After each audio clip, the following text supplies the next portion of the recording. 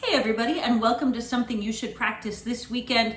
Okay, don't forget, you can always go to fiddlestar.com, check out our Zoom workshops that I'm doing, and individual lessons, custom lessons, all that good stuff. I love it when you go and check that out, and I also love it when you ask me questions, which leads me to this weekend's Something You Should Practice. It's not something to practice. I have been asked several times. I'm not going to be one of those influencers that says that I get asked thousands of times. I don't. But every once in a while, people ask me about the different things that I use. And so I thought I would use the sort of the beginning of the year to let you know what I got going on all here. So we're going to start with my fiddle.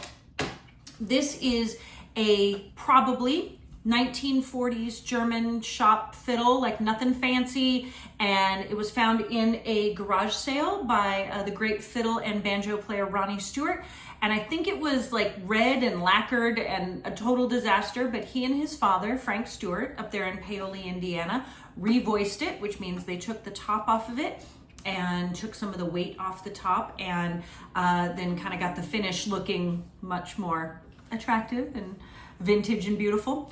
And I got it from them about 20 years ago, actually almost exactly 20 years ago, December of 2024. So this is my 20th anniversary with this fiddle, which I love. And it's really the main fiddle that I use and carry around. I also play John Hartford's fiddle, sometimes live in shows. You've seen that as well. But this is my fiddle. This is the one I love. This is the one I use.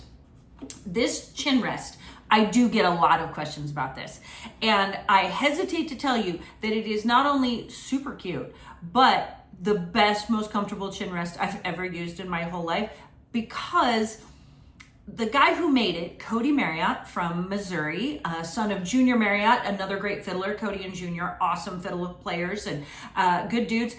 He made it for me, and I do not think he makes them anymore. So I apologize for that, Cody. The people demand more chin rests. He was making them, and I told him I would buy one if he would put my little Fiddle Star thing on there, and he did. And I've had it. It's super, super comfortable. I love it tremendously. Okay.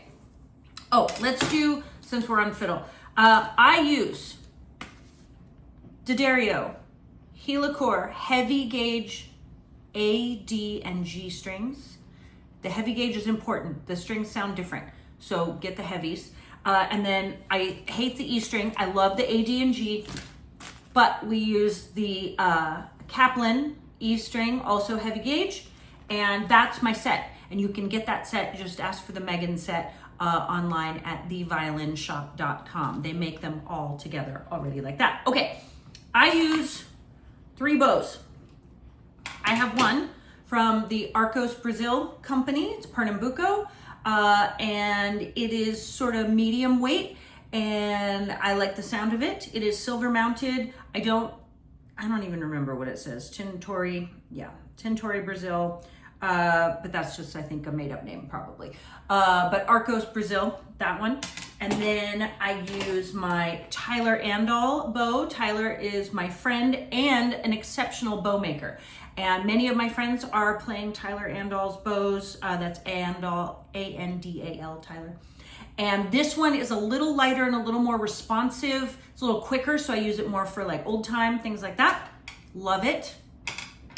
And then I always keep a carbon fiber bow for, outdoor gigs or something by the fire or something where I'm just a little more cautious about having my bow out in the elements. And this is a Coda bow. I don't even remember what model. It's not the uppermost model, but it's like the second to uppermost model. I've had it forever. I love it. It works great. So the Coda, but there's lots of good carbon fibers out there. I'm not particularly sold on one or the other.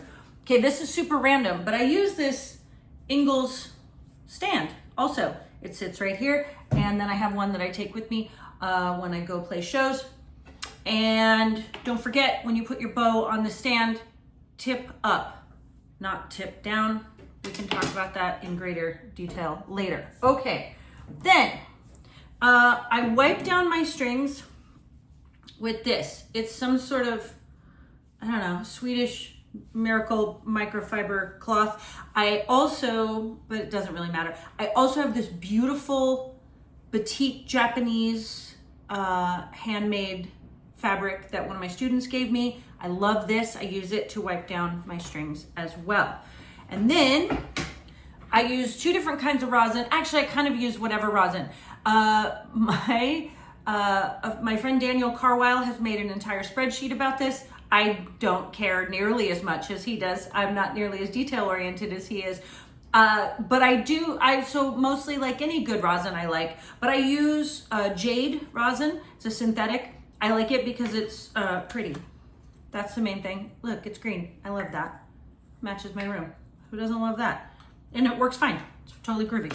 And then Tad Marks, a great bluegrass fiddle player from up in the DC, Baltimore area, makes these Lonesome Pine rosins. I like that a lot. I use it all the time. I have one in my case that I keep, that I travel with, and then I keep this one by my desk. Okay, I think that's probably all for that. But if you have any other questions about stuff that I use and stuff that you would like to know more about, please let me know. And you can just put things in the comments or email me, or just go to fiddlestar.com and all of that. So the only person who told me that I have to say that is D'Addario. I am a D'Addario endorsee, which I'm very proud of. I love their strings. But other than that, these are just things that I love. But I love them anyway, you know, you get my point. So that's it. So I hope that maybe some of that will be useful for you and will help you in doing whatever it is you're going to practice this weekend, which is maybe go back and check out some of my old videos and practice one of those things. Okay, I hope you guys are staying warm and dry and all that good stuff. Happy fiddling, everybody.